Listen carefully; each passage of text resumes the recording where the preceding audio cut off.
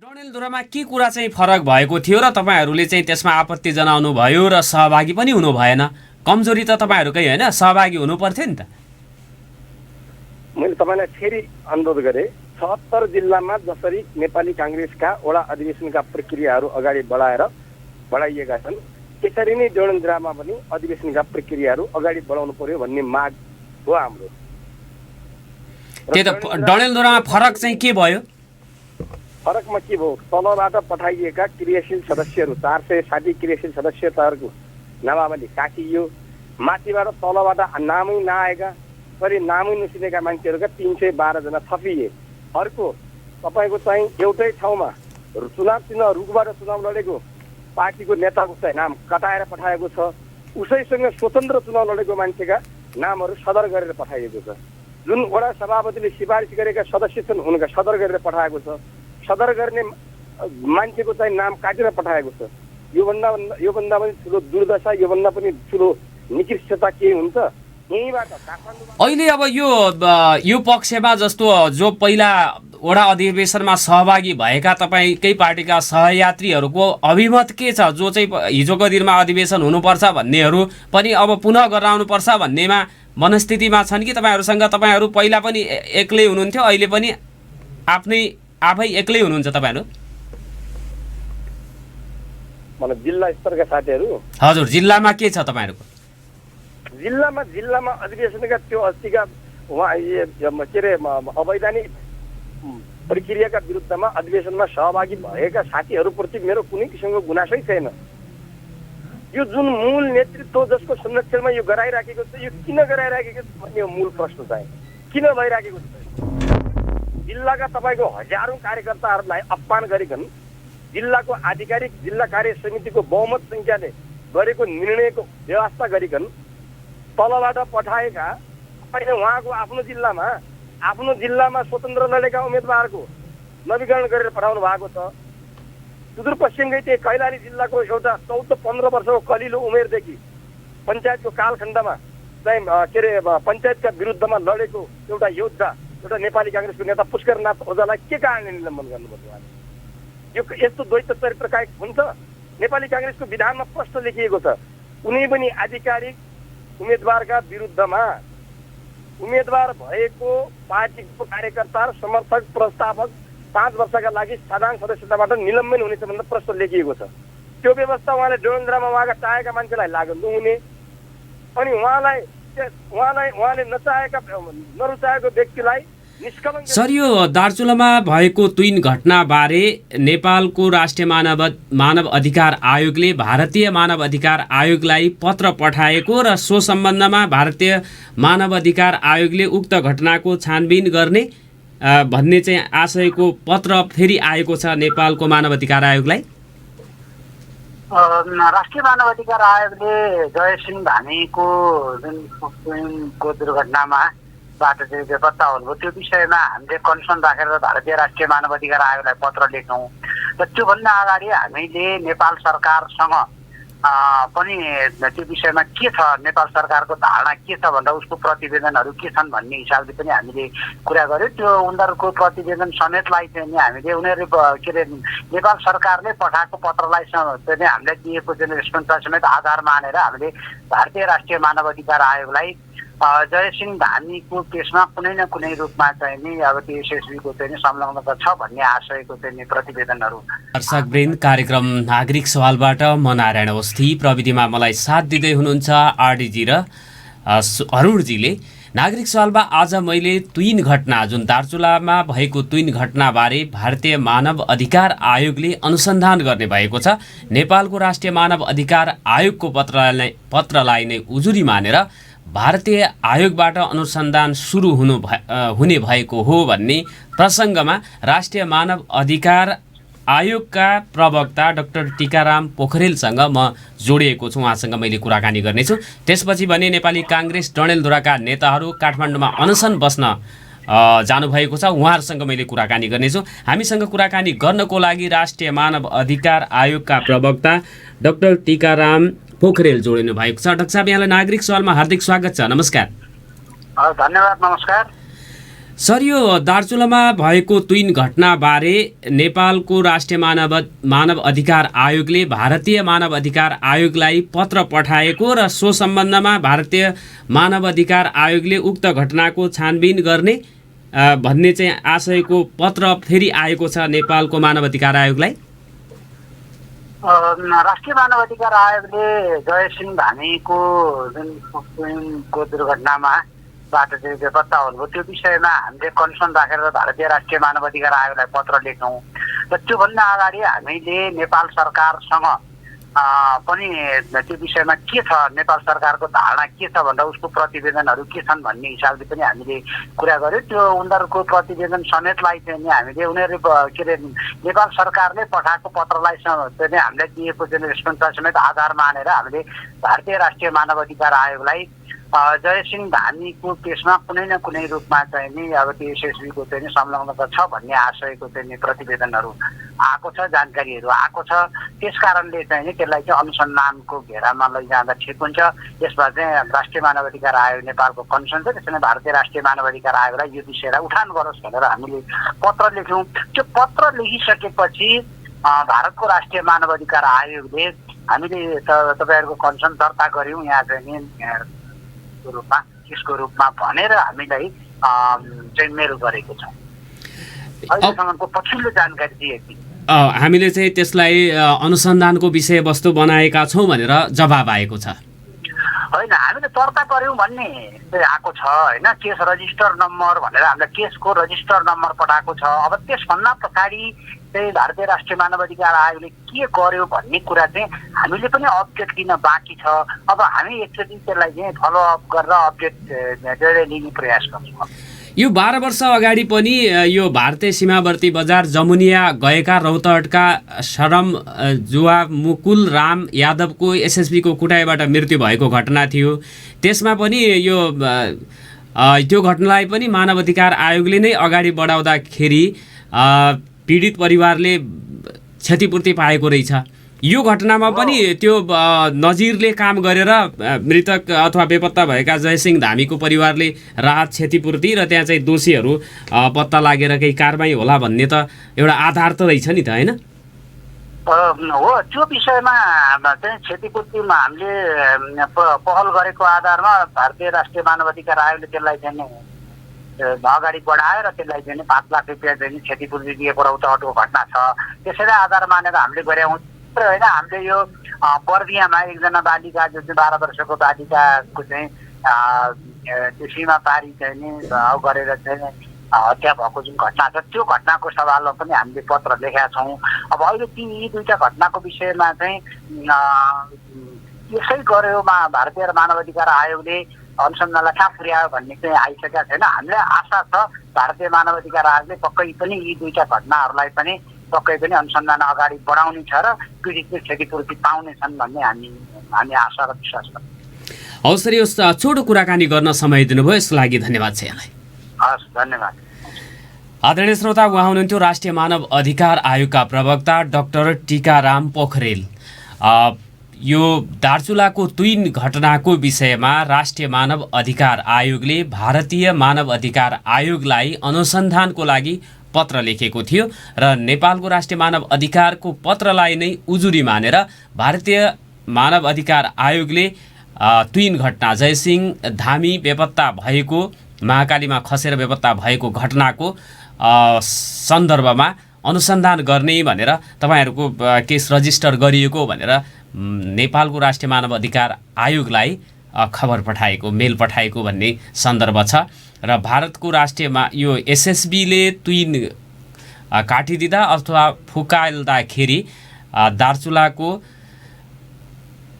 Bash गाउँपालिका वडा number 1 माफ गर्नुहोला, दार्चुलाको ब्यास गाउँपालिका वडा नम्बर 2 मालगाउँका 33 वर्षीय धामी मालघाट गसको जोड्ने तुइनबाट महाकाली नदी पार गरेर भारतीय भूमि हुँदै सदरमुकाम खलङ्गा आउने क्रममा थिए र मालघाटबाट नदी तरेर पारिपट्टि पुग्नै लाग्दा भारतीय भूमि गस्कुमा रहेका एसएसबीका सुरक्षाकर्मीले तुइनको लट्ठा खुस्काइदिएपछि नदीमा खसेका धामी अझै बेपत्ता छन्। जिल्ला प्रशासन कार्यालय दार्चुलाले घटनाको अनुसन्धानमा सघाउन माग गर्दै त्यसको भोलिपल्टै घटना घटेको भोलिपल्टै पिथौरागढ स्थित भारतीय जिल्ला अधिकारीलाई पत्र पठाएको थियो। घटनाको तेस्रो दिन साउन 17मा सरकारले गृह मन्त्रालयका सहसचिव जनार्दन गौतमको संयोजकत्वमा छानबिन समिति गठन गरेको थियो। समितिले करिब 1 महिना लगाएर तयार पारेको प्रतिवेदनमा भदौ 15मा गृहमन्त्री बालकृष्ण खाँडलाई सो प्रतिवेदन बुझाएको थियो र प्रतिवेदनमा दार्चुला घटनामा एसएसबीको उपस्थिति र संलग्नतामा घटाइएको भन्दै भारत सरकारबाट यसबारे थप अनुसन्धान गरी दोषीलाई कारबाही र धामीका परिवारलाई उचित राहत र क्षतिपूर्ति भराउन सिफारिस गरिएको थियो र त्यसको 3 दिनपछि भदौ 18मा परराष्ट्र मन्त्रालयले नेपालस्थित दूतावास मार्फत भारतलाई कूटनीतिक नोट पठाउँदै घटनामा संलग्न एसएसबीका सुरक्षाकर्मीमाथि अनुसन्धान गरी कारबाही र धामीका परिवारलाई राहत क्षतिपूर्ति भराउन आग्रह गरेको थियो। कूटनीतिक नोट पठाएको 2 महिना बितिसक्दा पनि भारत सरकारले त्यसको जवाब नेपाल सरकारलाई दिएको छैन। तर नेपालको मानव अधिकार आयोगले भने गृह मन्त्रालयको प्रतिवेदनलाई आधार मान्दै र घटनाको थप छानबिनका लागि भारतीय मानव अधिकार आयोगलाई पत्र लेखेको जनाएको छ। भारतीय मानव अधिकार आयोगले उजुरी दर्ता गरेसँगै भारतीय प्रशासनलाई समेत ट्विन घटनामा एसएसबीको संलग्नताबारे निष्पक्ष अनुसन्धानका लागि थप दबाव पुगेको छ। यो दार्चुलाको ट्विन घटनाको विषय थियो।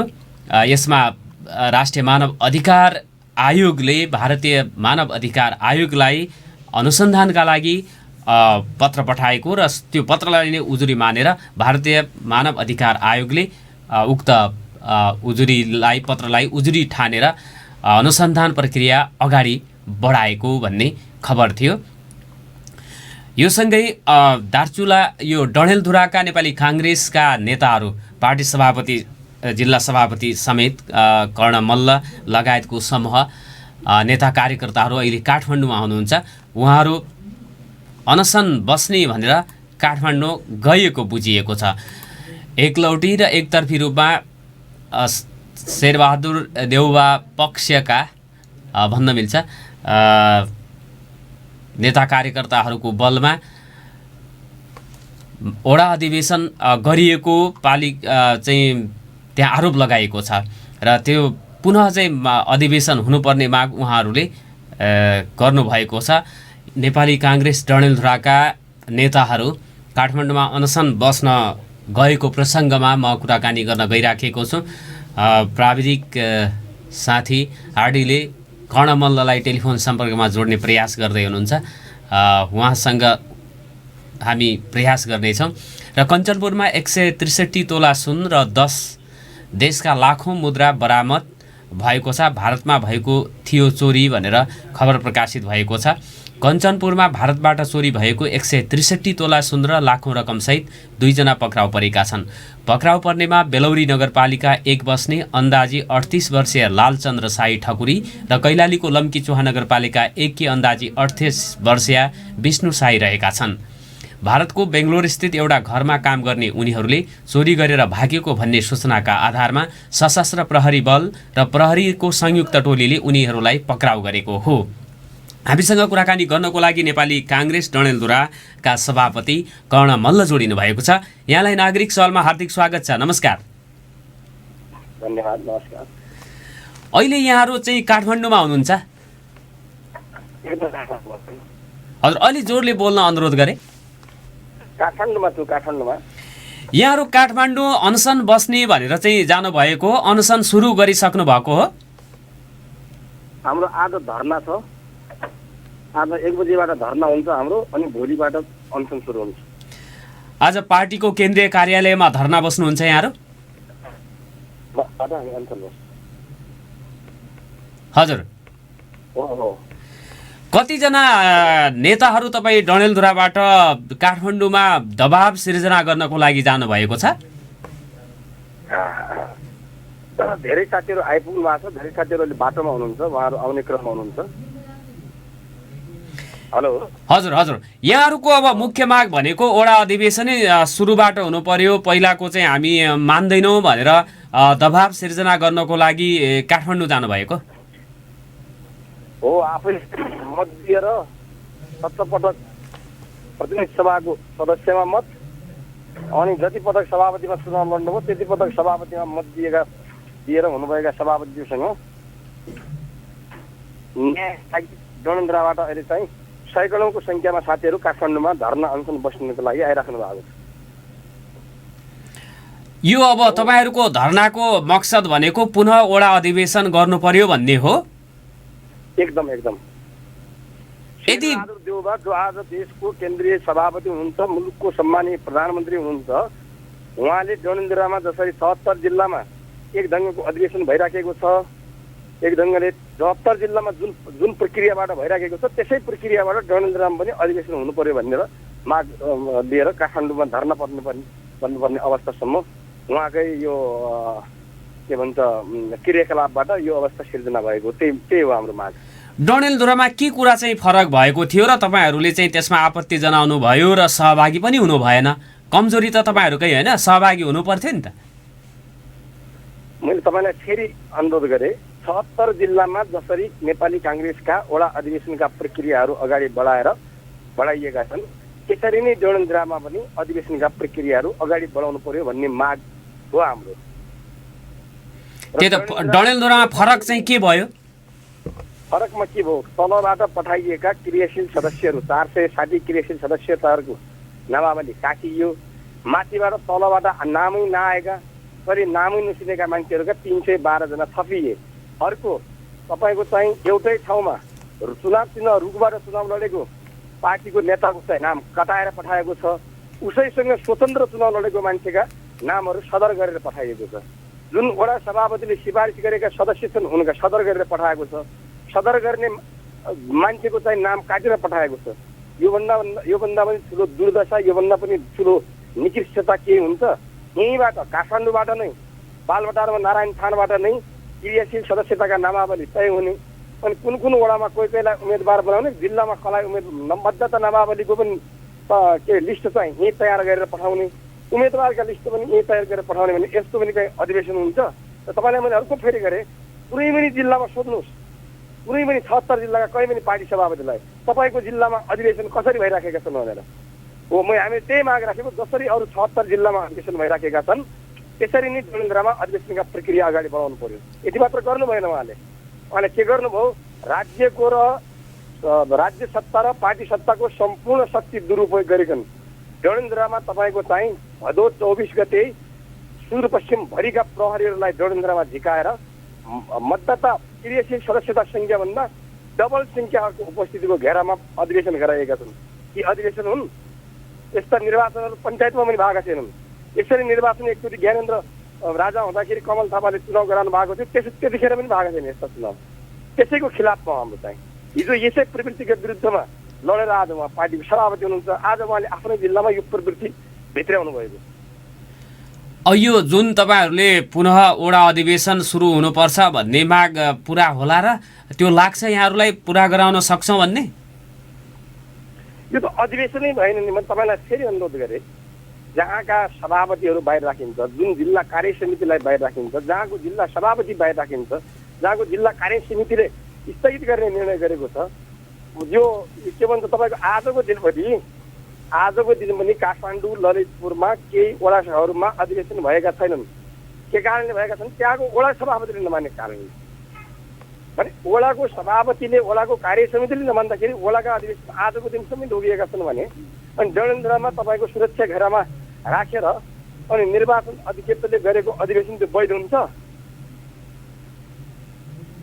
यसका विरुद्धमा तपाईँहरूले पार्टीमै उजुरी हाल्नुपर्ने अथवा अदालतमा पनि केही तपाईँहरूको नालिस लाग्ने हुन्छ कि पार्टीभित्रै यो समस्या हल गर्नुपर्ने हुन्छ? अदालतमा जाने प्रावधानहरू पनि छन्। अदालतमा जाने प्रावधानहरू पनि छन्।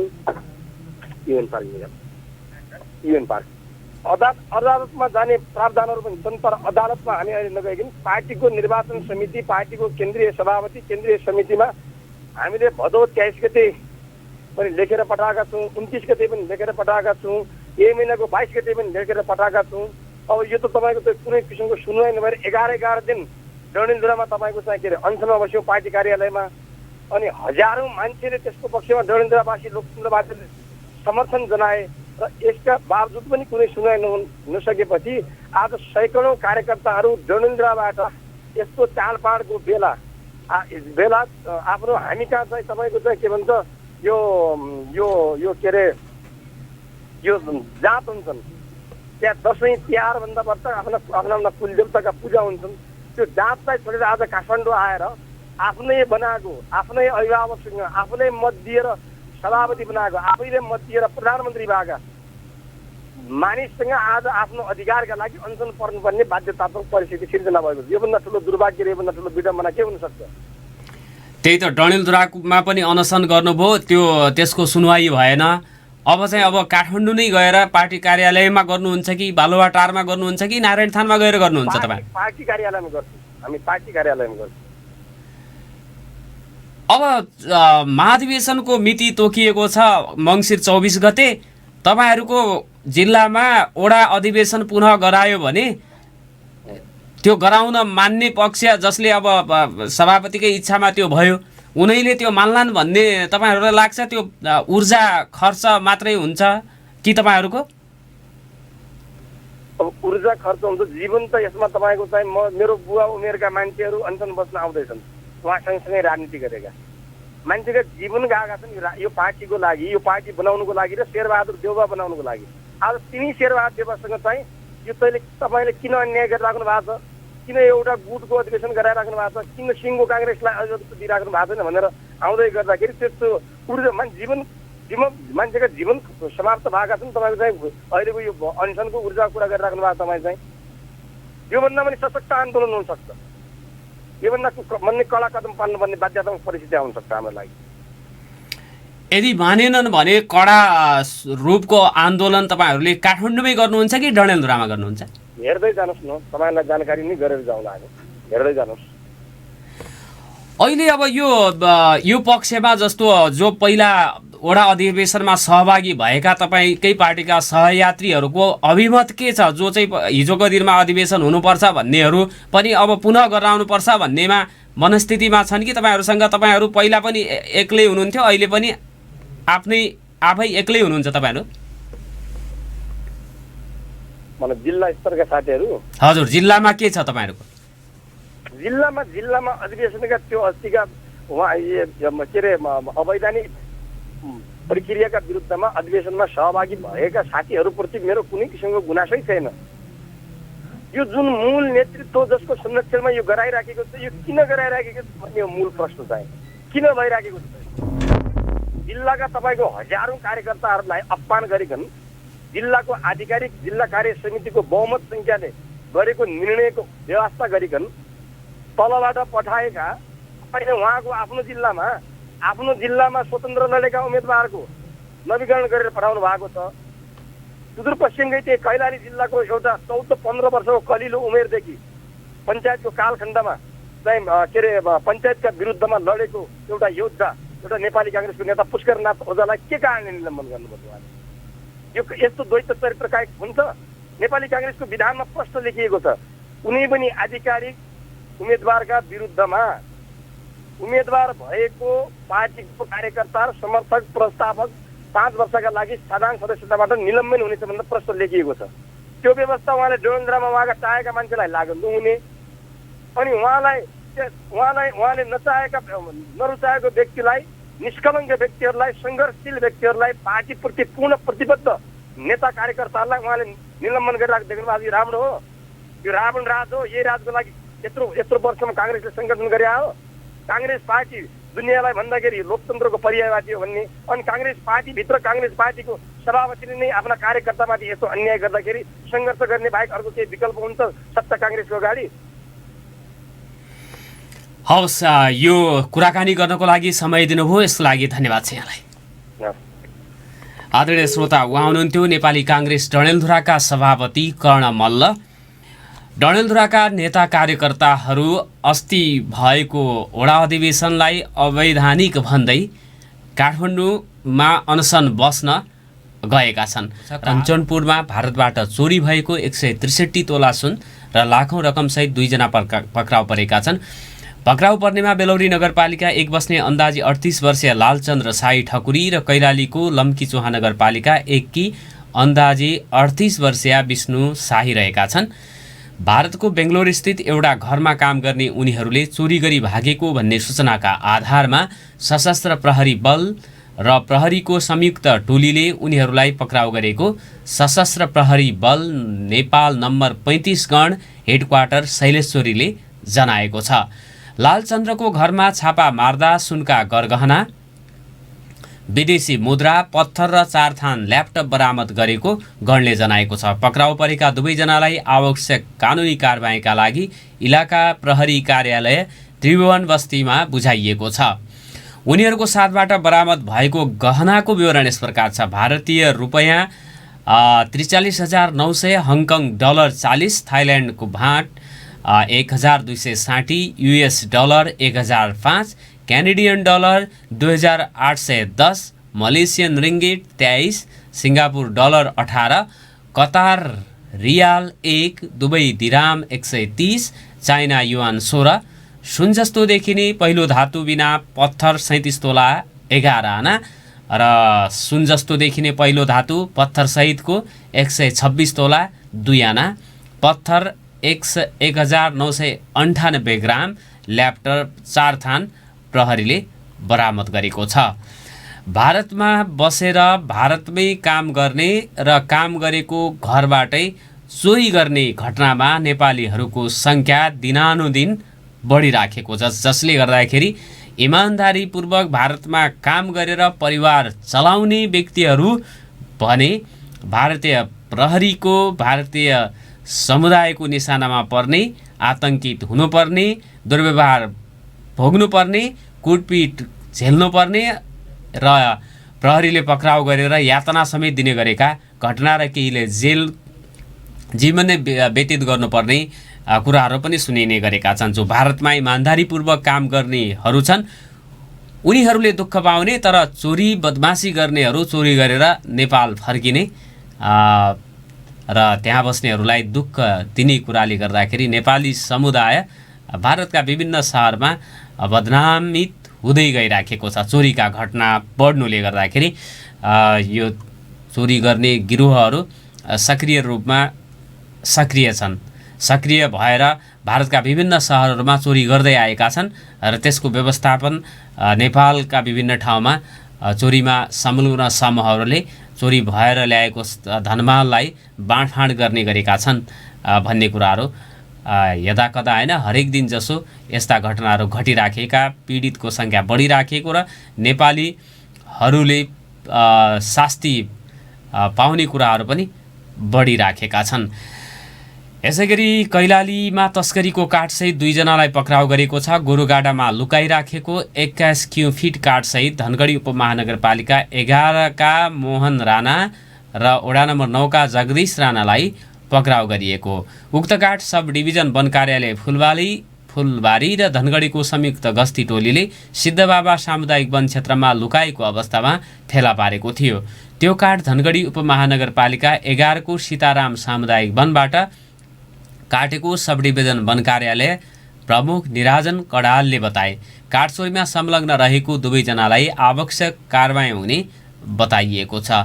अब यो काठ तस्करीका घटनाहरू पनि हुने गरेका छन्। यसैगरी यो स्थानीय तहमा सबैभन्दा धेरै भ्रष्टाचार भएका घटना उजुरीहरू परेको अख्तियार दुरुपयोग अनुसन्धान आयोगको प्रतिवेदनले देखाएको छ र कमिसन खानेकुराहरू पनि स्थानीय तहमा कर्मचारी, जनप्रतिनिधि लगायत सबैले तोकिएको दर रेटमा कमिसन खाने गरेका छन् र योजनाहरू बिक्री हुने गरेका छन् भन्ने घटनाहरू पनि सार्वजनिक भइराखेका छन्। विभिन्न मिडियाहरूबाट यस्तो खालको कुराहरू आएको छ। 0914216 मा तपाईहरुको फोन कलको मैले प्रतीक्षा गरेको छु। फोन कल गर्नको लागि अनुरोध छ भनेर भन्न चाहन्छु। गेटामा मेडिकल शिक्षाको अध्यापन र अस्पताल सञ्चालन गर्नको लागि ढिलाइ भइराखेको छ। सरकारले गेटामा भौतिक पूर्वाधारको विकास गरिराखेको छ। तर कुन प्रारूपमा मेडिकल शिक्षा सुरु गर्ने भन्ने कुराको टुङ्गो नलाग्दाखेरि भौतिक पूर्वाधार निर्माण भए पनि ती भौतिक पूर्वाधार वर्षौंसम्म प्रयोगमा आउँदैनन् कि भन्ने चिन्ता गर्न थालिएको छ। सङ्घीय सरकारको शिक्षा मन्त्रालय अन्तर्गत भौतिक निर्माणको काम भइराखेको भए पनि मेडिकल शिक्षा अब कुन प्रारूपमा दिने, मेडिकल कलेज सञ्चालन गर्ने, प्रतिष्ठान बनाउने, अहिले विश्वविद्यालयका कुराहरू पनि उठिराखेका छन् जनस्तरबाट। त्यो अब कुन प्रारूपमा सञ्चालन गर्ने भन्ने कुरा सङ्घीय सरकारको मन्त्री परिषदबाट टुङ्गो लाग्नुपर्ने हो। त्यो टुङ्गो लाग्न नसक्दाखेरि के हुने भन्ने कुरा अन्यल देखिएको छ। तर यहाँको राजनीतिक दलहरू, सुदूरपश्चिमबाट राष्ट्रिय राजनीतिमा प्रभाव पार्ने व्यक्तिहरू, खास गरेर अहिलेको सत्तासीन दलमा भएका, आबद्ध भएका स्थानीय तहदेखि जिल्ला स्तर र केन्द्र स्तरका नेताहरूले दबाब सिर्जना गर्यो भने अहिलेको अवस्थामा सरकारको नेतृत्व पनि सुदूरपश्चिमबाट शेरबहादुर देउवाले गरिराखेको अवस्थामा गेटामा कुन प्रारूपमा मेडिकल शिक्षा सञ्चालन गर्ने भन्ने कुराको उपयुक्त निर्णय गराउन ठिक समय रहेको भए पनि यो जागरुकता यहाँका नेताहरूमा, सत्तासीन राजनीतिक दलहरूका नेताहरूमा नदेखिएको कारणले गर्दाखेरि गेटामा भौतिक पूर्वाधारको काम सम्पन्न भए पनि मेडिकल शिक्षा र अस्पताल सञ्चालनमा भने अझै समय लाग्ने पो हो कि भन्ने चिन्ताहरू गरिएका छन्। यसका लागि जनस्तरबाट राजनीतिक दलका नेतृत्वहरूलाई दबाब दिनु, झकझकाउनु जरुरी छ। 2063 सालमा कैलाली उद्योग वाणिज्य सङ्घले अहिलेका वर्तमान प्रधानमन्त्री शेरबहादुर देउवालाई 21 बुँदे माग र 21 केजीको माला लगाएर गेटामा मेडिकल कलेज स्थापना गरिनुपर्ने माग अगाडि सारेको थियो। त्योभन्दा अगाडि पनि शङ्कराचार्यले गेटामा मेडिकल कलेज स्थापना गर्ने भनेर भवनको शिलान्यास गरेर सानो भवन पनि निर्माण भएको स्थिति छ। तर माओवादी द्वन्द्वका कारण त्यो अलपत्र भइसकेपछि पुनः सरकारी लगानीमा त्यहाँ पूर्वाधार विकास भइराखेको छ। हामीसँग कुराकानी गर्नको लागि एउटा टेलिफोन सम्पर्कमा एकजना श्रोता जोडिनु भएको छ। यहाँलाई नागरिक सवालमा हार्दिक स्वागत छ। नमस्कार, को बोल्दै हुनुहुन्छ? हजुर नमस्ते।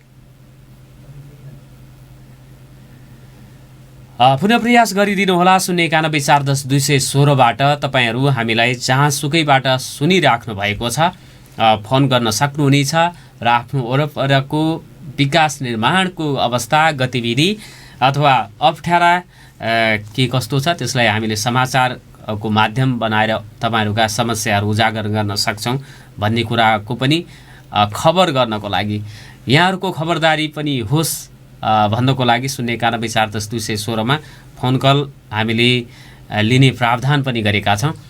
यदि तपाईँहरू हामीलाई सुनिराख्नु भएको छ भने यो दिनेश एफएम, दिनेश खबरको नागरिक सवाल, जसलाई यहाँहरूले लम्कीको लम्की एफएमबाट पनि सुनिराख्नु भएको छ। मोबाइल एप्लिकेसन र अनलाइनबाट पनि यहाँहरूले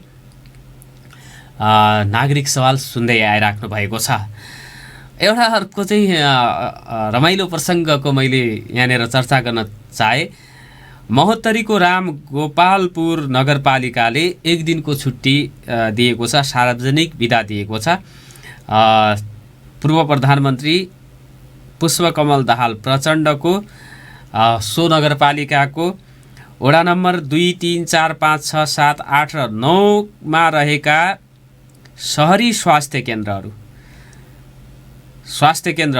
प्राथमिक स्वास्थ्य केन्द्रहरू, सहरी स्वास्थ्य केन्द्रहरू उद्घाटन गर्ने कार्यक्रममा पुष्पकमल दाहाल काठमाडौँबाट महोत्तरीको राम गोपालपुर नगरपालिका आउने भएको कारणले गर्दाखेरि सो नगरपालिकाले एक दिनको सार्वजनिक बिदा दिएको छ।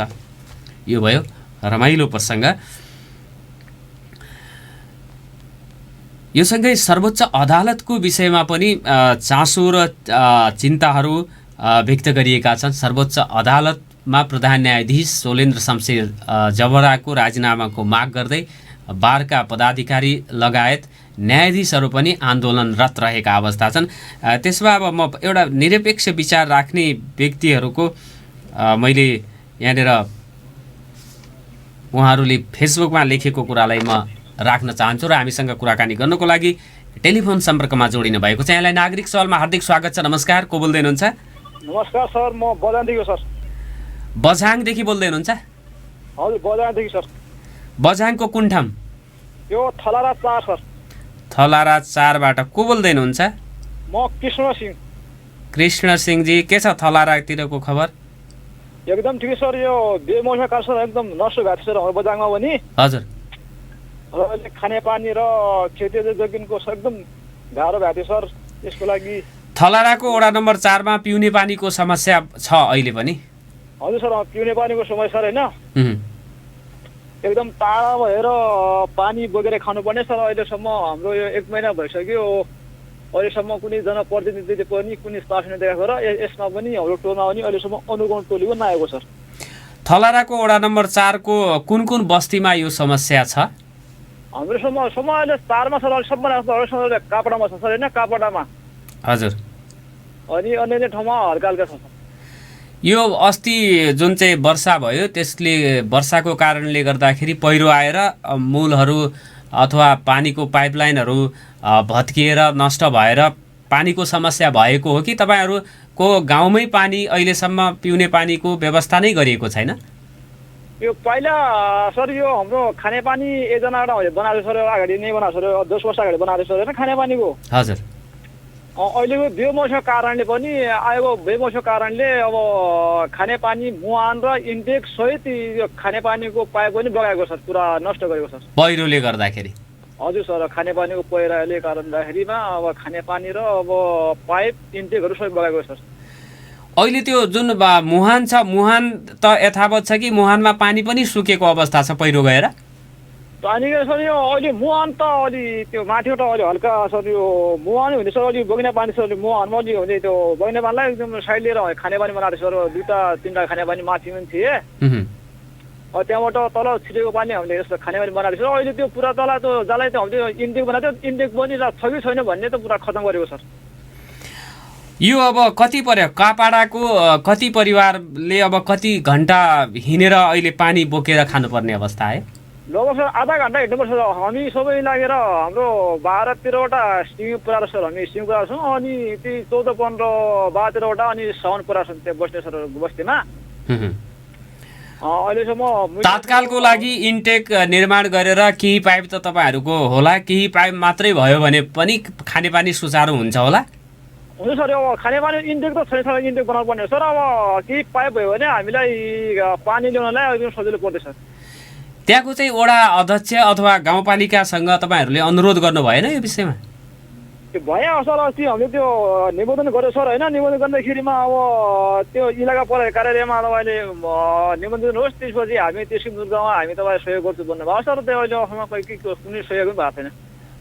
जस्तो खानेपानीमै क्षति भएको विवरण लिनको लागि प्रहरीहरू आउनु भएन?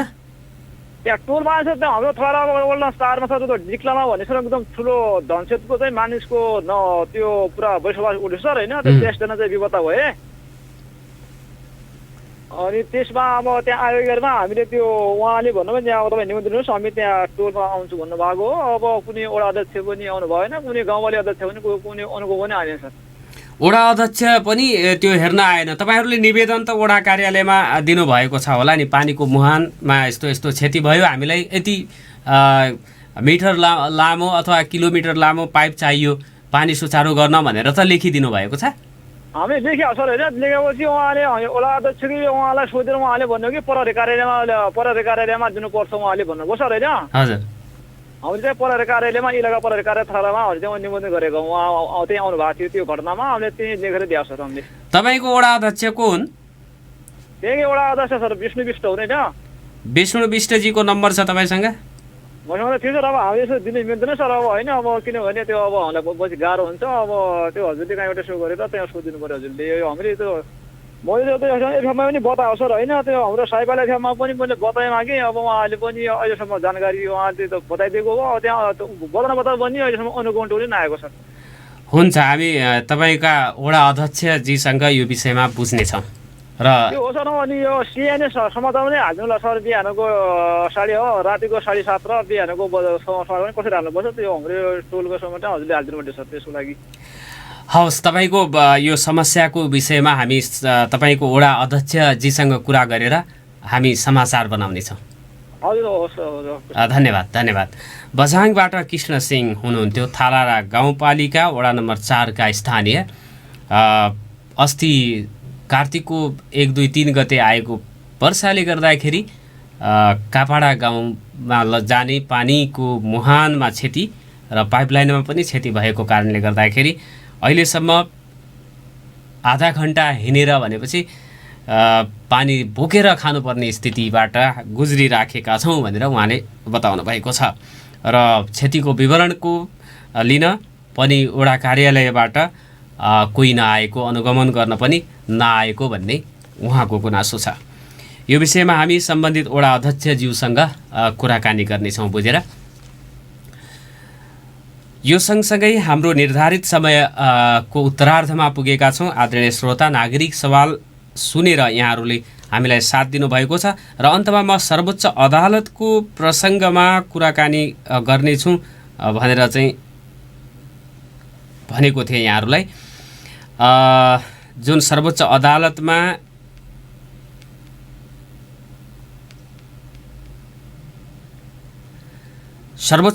प्रधान न्यायाधीशको राजीनामा मागिनुपर्ने उहाँले राजीनामा दिनुपर्ने प्रसङ्गहरू उठेका छन्।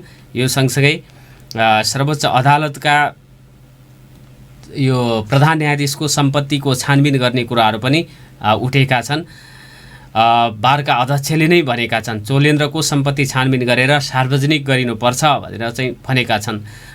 यो प्रसङ्गमा केशव प्रसाद भट्टराईले लेख्नु भएको छ, चोलेन्द्र शमशेरको मात्र होइन, 2062-63 पछि सर्वोच्चका सबै पूर्व प्रधान न्यायाधीशहरू, पूर्व न्यायाधीशहरू, सबै पूर्व र वर्तमान न्याय परिषदका पदाधिकारीहरू, सदस्यहरू, सबै वरिष्ठ अधिवक्ताहरू र बारका सबै पूर्व पदाधिकारीहरूको सम्पत्ति पनि छानबिन हुनुपर्छ। करोडको कर छल्ने, धोक्रामा पैसा बोकेर न्यायाधीश कहाँ लैजाने र जोखेर पैसा बुझाउने वकिलहरूको सम्पत्ति चाहिँ छानबिन हुनु नपर्ने हो भनेर प्रति प्रश्न गर्नुभएको छ केशव प्रसाद भट्टराईले आफ्नो फेसबुक पेजमा। यो प्रसङ्गसँगै आजको नागरिक सवालबाट बिदा माग्छु। नमस्कार, शुभ दिन।